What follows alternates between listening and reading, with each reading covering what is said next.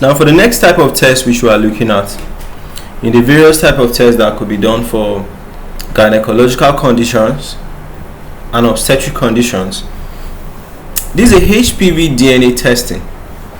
So HPV DNA testing, the full name of HPV is of course human papillomavirus. So the human papillomavirus, you are trying to test out the DNA, and there are several reasons why you might actually want to do this.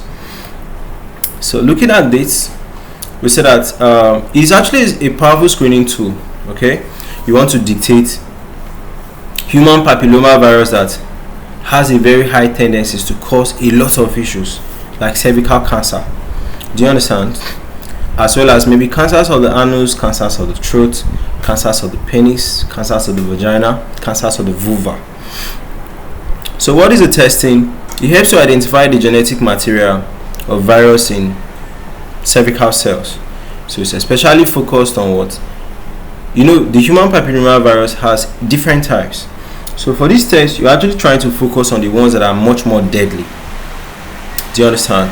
So how the test works?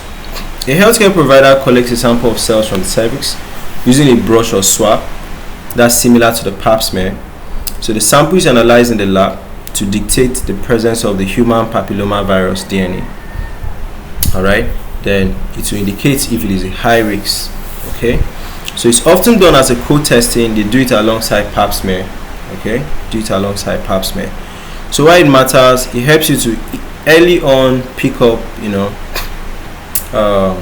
cancers. Okay, so it's actually the first choice screening method for cervical cancer prevention, especially in low and middle income countries.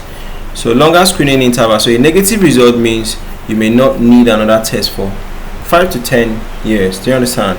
So for women that always need to screen themselves for this, you can always go for this one.